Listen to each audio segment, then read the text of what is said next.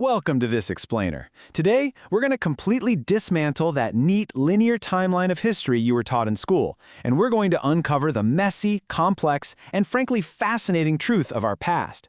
I am absolutely thrilled to take you through this, because the story we thought we knew about how we got here and how life on Earth developed is currently being completely rewritten by scientists. Remember those old biology and history textbooks? We were all taught that human and biological history was this straightforward ladder of progress. One species evolves into a slightly better one, tools get slowly sharper, and eventually humans march happily across the globe. But as we're going to explore today, new evidence from things as fragile as rotting wood to complex ancient DNA proves that history isn't a ladder at all. It's actually a chaotic web of failed experiments, ghost populations, and shockingly early innovations that time almost completely erased. All right, Part 1, Rewriting the First Americans and the Demise of Clovis First. Let's jump right into a major paradigm shift regarding the very first humans to populate the Americans. For decades, the Clovis First model was basically gospel, asserting that the first Americans arrived roughly 13,000 years ago. But the recent discovery of fossilized human footprints at White Sands in New Mexico completely shatters that timeline. These footprints are firmly dated between 21,000 and 23,000 years ago.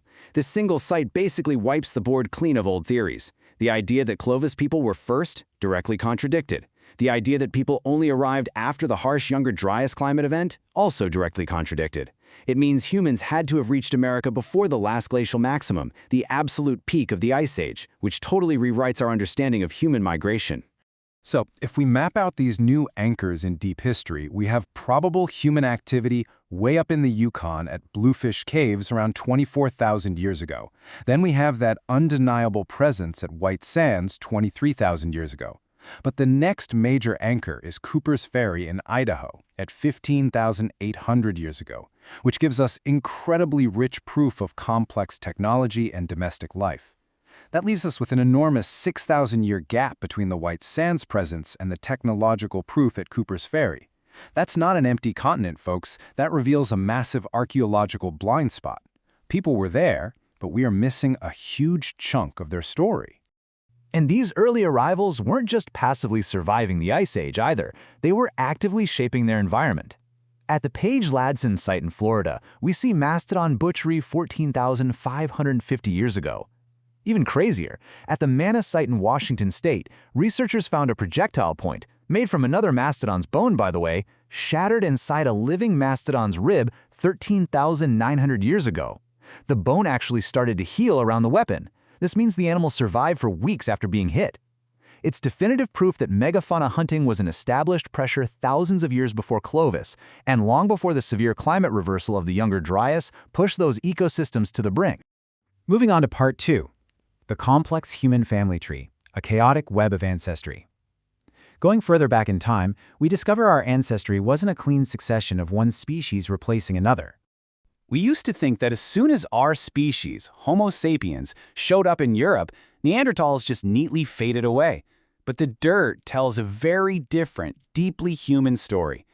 Take the rock shelter in southeastern France called Grotte Mondrian.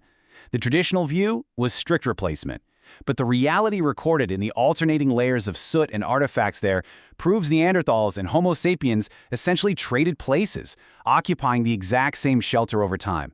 You have a Neanderthal layer, then a distinct Homo sapiens layer roughly 54,000 years ago featuring standardized blades and light weapons, and then a return to Neanderthal occupation. What we're really looking at in that middle Homo sapiens layer is a failed experiment. That early band of humans in the Rhone Valley was a pioneer movement that completely failed to establish a lasting population. Just imagine the immense struggles they faced.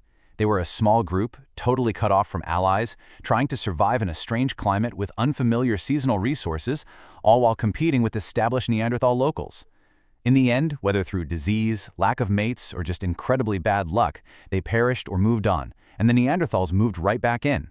But, it wasn't always a story of isolation and failure. When Homo sapiens did finally begin to establish themselves, they didn't just replace Neanderthals, they lived alongside them. We also know for a fact they actively interbred because ancient genomes from Bachokiro Cave in Bulgaria reveal individuals from 45,000 years ago who literally had Neanderthal great-great-great-great-grandparents. That is just 6 or 7 generations back. They were actively incorporating descendants of Neanderthals into their own communities. This leads us to a really profound point. The named species in museums probably represent only a fraction of the human populations that actually existed. Genomic evidence proves our history is filled with what scientists call genetic ghost populations, entire groups of deep-time humans who lived, mixed, and died out, leaving only the faintest traces in our DNA. It means our ancestry was assembled through repeated separation, reunion, and mixing across countless lost populations. It's not a single tree trunk, it's a massive, tangled bush. All right, part 3, technology older than us, the first builders.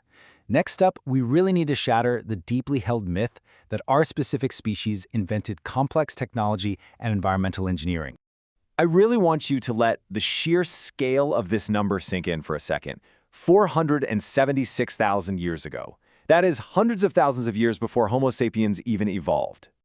At Colombo Falls in Zambia, archaeologists found something that basically shouldn't exist according to the old rules. 2 deliberately shaped logs fitted together through a cut notch. An unidentified pre-sapiens hominin built a wooden platform, a walkway, or maybe a foundation here. They were intentionally rebuilding parts of their landscape, planning ahead, and doing heavy woodworking. But because wood rots, we have been completely blind to this for decades. We call it the Stone Age, mostly because stone is the only thing that survives, which drastically underrepresents how technologically advanced early hominins really were. And you know what? This ingenuity goes back even further. Even the stone tools go back further than we thought. Sites like Loma Cui 3 show deliberate pounding and rock fracture 3.3 million years ago.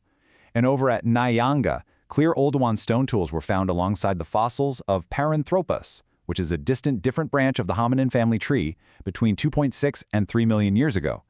The implication here is huge. The behavioral foundations for stone tools were already thriving among pre-Homo hominins millions of years earlier. Toolmaking didn't create our genus, we inherited it from ancestors much, much older than us. Which brings us to our final act, part 4. Earth's first forgotten experiments, deep time restarts. Let's push back billions of years to examine the ultimate blind spot, the dawn of complex life itself.